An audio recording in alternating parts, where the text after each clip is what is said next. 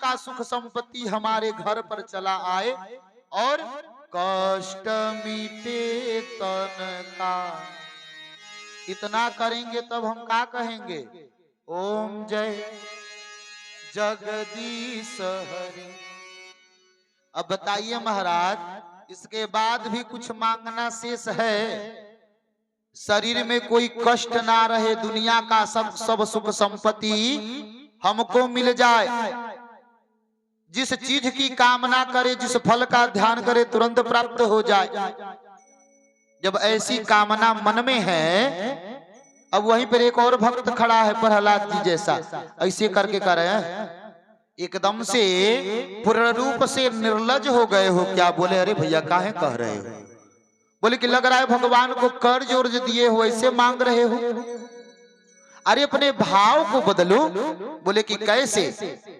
तो कहते कि भाव परमात्मा से कहना है तैसे कहो कि तन मन धन सुख संपत्ति सब कुछ है तेरा स्वामी, सब कुछ है तेरा, तेरा तुझको अर्पण प्रभु जी का, प्रभु को समर्पण क्या लागे मेरा।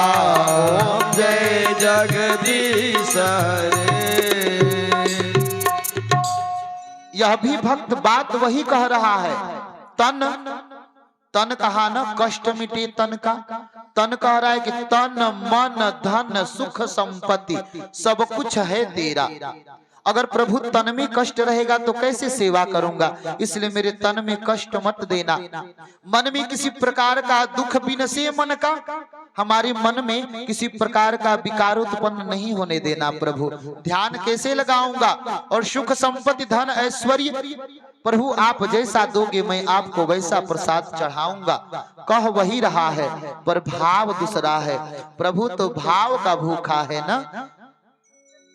उसी भाव से प्रहलाद जी सेवा अर्चन बंदन किए और अनेक नीति शास्त्रों से युक्त होकर के अंत में प्रभु के सहृदय में समाहित हो गए।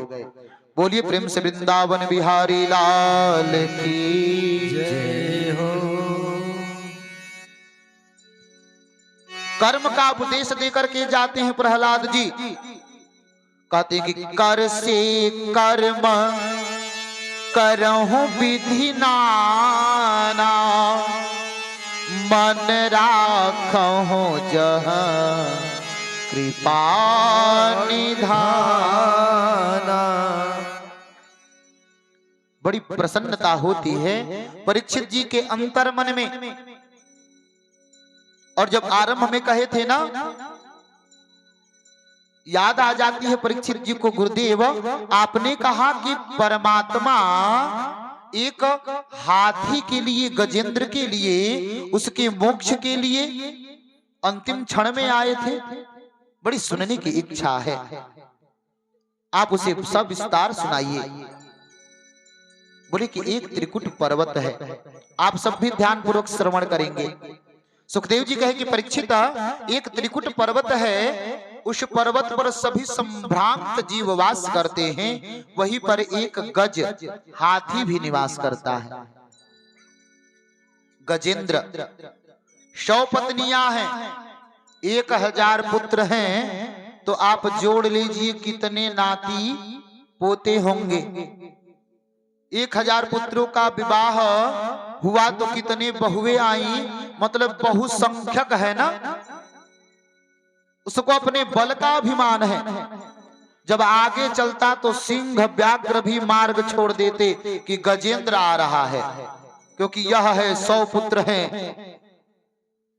100 पत्नियां हैं, 1000 पुत्र हैं, 1000 पुत्र बधुए हैं, लाखों की संख्या में हमारी जनसंख्या है, तो कोई हमारा क्या बिगाड़ेगा। गजेंद्र को अपने बल का अभिमान हो गया। आप सब देखे होंगे ना, गज हाथी जो होता है वह उसे जल से बड़ा प्रेम होता है। सरोवर में जाता है ना तो जल अपने शुण्ड से अपने शरीर के ऊपर हमेशा छिड़कता रहता है, क्रीड़ा करता है, खेलता है। अपने परिजनों के साथ चला जाता है गंडकी नदी में, स्नान करने, उसका अभिमान दूर करने के लिए एक ग्राह, ग्राह मतलब, ग्राह मतलब मगरमच्छ, मगरमच्छ गजेंद्र के पांव को आके पकड़ लेता है, अपने जबड़ों में दबा देता है। गजेंद्र को लगा कुछ होगा, अरे जब वह सिर उठा के मेरी ओर देखेगा कि मैं गजेंद्र का पांव पकड़ा हूं, डर के मारे छोड़ देगा। उसे पता ही नहीं, या मैं खेल लूं, जब निकलने लगूंगा पांव झटक के निकल जाऊंगा। अभिमान है ना बल का। पर कुछ समय बीता तो गजेंद्र को लगा कि मैं थोड़ा सुस्त पड़ रहा हूं, क्या कमजोर पड़ रहा हूं। जब दृष्टि नीचे की ओर डाला तो देख रहा है कि हमारे पैर से तो रक्त स्राव हो रहा है। अब झटकने लगा, छुड़ाने लगा, पर जो जहां का रहता है उसका बल वहां पर अधिक होता है। पकड़ बनाए हुए है ग्राह मगरमच्छ। अब अपने निकलने का प्रयास करता है, नहीं निकल पाता, चिघार लगाता है। अभी उसके मन में थोड़ा भी डर नहीं है, बोलता कि है अभी तो हमारे 1000 पुत्र, पुत्र बधुए, नाती पोते सब हैं, क्या डरना इससे। आवाज लगाता है। सबसे पहले पत्नियां आकर के सूंड में सूंड फंसा के और निकालने का प्रयास करती हैं। पीछे से पुत्र, पुत्र बधुए, पूरा खानदान लग जाता है गजेंद्र को निकालने के लिए, पर कोई उसे बाहर थोड़ा भी नहीं खींच पाता। ग्राह पांव पकड़ा है, धीरे धीरे भीतर की ओर खींच रहा है। कुछ समय बीता तो गजेंद्र के जो पुत्र थे आपस में बात करने लगे। महीनों बीत रहे हैं। एक पिताजी को बचाने के लिए हम अपना समय नष्ट कर रहे हैं, लग रहा है वो नहीं बचेंगे तो क्या उनके साथ हम भी अपना प्राण दे दें। गजेंद्र के सूंड से जब गजेंद्र के पुत्र और पुत्र बधू पौत्र का सूंड छूटा और जैसे पीछे की ओर घूमे तो गजेंद्र के मुख से जोर से आह की आवाज आई। बोला कि जिस पुत्र के भरोसे, पुत्र बधुओं के भरोसे, अरे मैं अभिमान में था कि अभी हमारे बेटे हैं और इस विपत्ति के क्षण में हमें यूं ही छोड़ करके तड़पने के लिए, मरने के लिए मुख मोड़ के चले गए। ऐसा आघात हुआ हृदय में कि इस विपत्ति के क्षण में हमारे पुत्र भी हमारे नहीं हुए। पत्नियां अभी सूंड पकड़ी हुई हैं और कुछ समय बिता एक एक करके गजेंद्र की पत्नियां भी गजेंद्र के सूंड को छोड़ छोड़ कर जाने लगी। ऐसा आघात हुआ गजेंद्र के हृदय पर, अश्रु इतने धार में बहने लगी मानिए गंडकी नदी का स्राव बढ़ गया हो और तरंगित होके बहने लगी। वो चिघार रहा है, रो रहा है। जिस पुत्र के लिए मैंने अपना सर्वस्व त्याग दिया, अपने उनके रक्त को, उनके शरीर को सींचने के लिए एक एक बूंद रक्त पसीने के रूप में बहा दिया, अपना जीवन समर्पित कर दिया जिस पुत्र के लिए, इस विपत्ति के क्षण में वह पुत्र भी मेरा ना हुआ। जो हमसे 7 जन्मों तक साथ रहने का बंधन जोड़ी हुई थी, इस विपत्ति के क्षण में वह पत्नी भी हमें छोड़ के चली गई। संसार भरोसा किस पर करेगा। ग्राह पांव को पकड़ के और भीतर खींचता जा रहा है। जीवन के अंतिम क्षण में गजेंद्र को लगा कि यह रिश्ते, नाते, परिवार सब कुछ मिथ्या है। अगर सत्य है तो वह केवल परमात्मा सत्य है। गंडकी के जल के तरंगों पर एक कुमुदनी का पुष्प तैरता हुआ चला आ रहा है। केवल गले का भाग ही शेष जल के ऊपर है।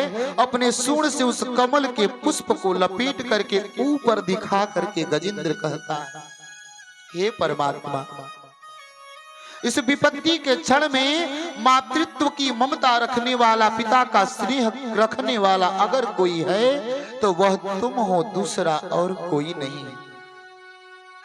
कि त्वमेव माता च पिता त्वमेव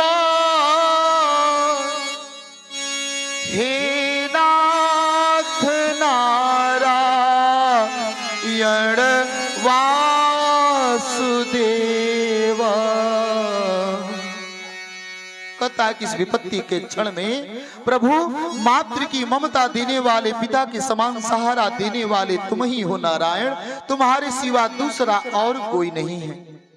पांव पकड़ के ग्राह और भीतर खींच रहा है, बोला कि बंधु भाई मित्र सखा तुम ही हो, दूसरा और कोई नहीं। दूसरी आवाज लगाता है कि हमारी आवाज परमात्मा तक पहुंच सके। कहता है कि त्वमेव बंधो च सखा त्वमेव, हे नाथ नारायण वासुदेवा। जिघाड़दा रोता हुआ गजेंद्र इस विपत्ति के क्षण में मित्र भाई बंधु अगर कोई है तो वह तुम हो परमात्मा, दूसरा कोई नहीं है। और मैं तो एक जीवधारी जानवर ठहरा, किसी पाठशाला में नहीं गया, कहीं अध्ययन नहीं करने गया, कैसे जानूंगा कि तुम्हें कैसे पुकारते हैं, कैसे तुम मानते हो, कैसे रीझते हो। मैं तो पढ़ा लिखा नहीं हूं ना, पर इतना ज्ञान है, हमारे मन का विवेक विद्या यही कह रहा है कि विद्या भी तुम ही हो। तीसरी आवाज लगाता है, ग्राह पांव को पकड़ के और भीतर खींचा हुआ है, सूंड का आधा भाग ही जल के ऊपर शेष है। आवाज लगाता है जोर से कि त्वमेव विद्या द्रविणो त्वमेव, हे नाथ नारायण वासुदेवा। कहता है गजेंद्र कि जो हृदय की विद्या बुद्धि विवेक है ना, वह सर्वस्व तुम ही हो, तुम्हारे सिवा ज्ञान और कुछ भी नहीं। अंतिम क्षण में लगता है, कहता है प्रभु अब तो हमारे प्राण जाने ही वाले हैं, यह लो पुष्प और मैं स्वयं को तुम्हारे चरणों में समर्पित कर देता हूं। अंतिम आवाज लगाता है गजेंद्र, कहता है कि प्रभु इस संसार में कोई किसी का नहीं है, अगर किसी के हो, अगर सर्वस्व कोई है तो तुम हो। कि त्वमेव सर्वं मम देवा, हे नाथ नारायण वासुदेवा। इतना कह के और गजेंद्र का सुन उस तरंगी गंडकी के तरंग के ऊपर गिर जाता है, पुष्प छूट करके तरंगित होके बहने लगता है। भगवान विष्णु अपना एक पांव गरुड़ के ऊपर, दूसरा पांव गंडकी नदी के तट पर, सुदर्शन प्रभु के आदेश से पहले आज जाकर के ग्राह के सर को धड़ से अलग कर दिया और प्रभु अपना हाथ आगे बढ़ा करके गजेंद्र को सुन को पकड़ करके और बाहर खींच कर लेकर आए। उस विपत्ति के क्षण में प्रभु बोले कि तुम मेरा सच्चा भक्त है, तुम मेरे साथ वैकुंठ को चलेगा और यह ग्राह को मैं नरकगामी बना दूंगा। ग्राह कहता है कि प्रभु अगर आपके भीतर थोड़ी भी हिम्मत हो तो आप मुझे नरक देकर दिखाओ। प्रभु कहते हैं कि तुम मेरे हिम्मत को आंक रहा है, अरे तूने हमारे भक्त का प्राण लेना चाहा और तू कह रहा है तुम्हें नरक ना दिया जाए। बोले कि दे करके दिखाओ प्रभु, इतिहास के पन्नों में यही पढ़ाया जाएगा, यही दोहराया जाएगा कि जो परमात्मा का पांव पकड़ता है प्रभु तो उसको वैकुंठ देते हैं, पर जो परमात्मा के भक्त का पांव पकड़ता है प्रभु उसको नरक का गामी बना देते हैं। अगर गजेंद्र आपका भक्त था तो प्रभु मैंने उसका गला, उसका सुन नहीं, मैं तो उसका पांव पकड़ा था। पकड़ा तो आपके भक्त का पांव था, आप मुझे नरक दे करके दिखाओ। प्रभु दोनों को स्वर्ग प्रदान करते हैं और एक ही बात इस सांसारिक रिश्तों को देख करके मन में आता है कि गजब गजब के नाम बजग में स्वार्थ भइल समाजबा, दुख में कहाँ बा केहू संगतिया, ई दुनिया में आज हो। हित परित हिताई मिताई जात छोड़ देला, हित परित हिताई पिताई जात छोड़ देला, हित परित हिताई मिताई जात छोड़ देला, जब समय होला कमजोर,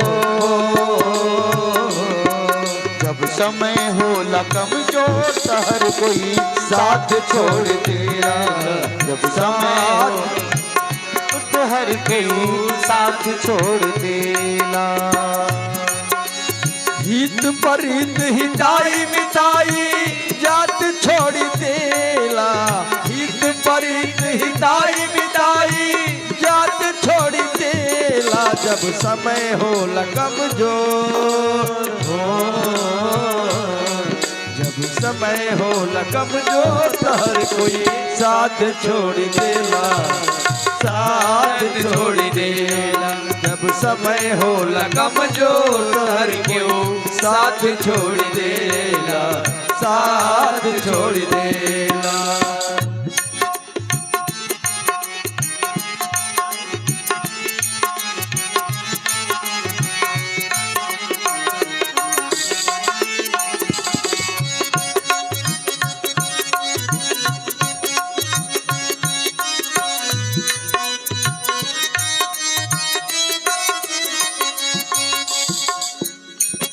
और क्या कहते हैं,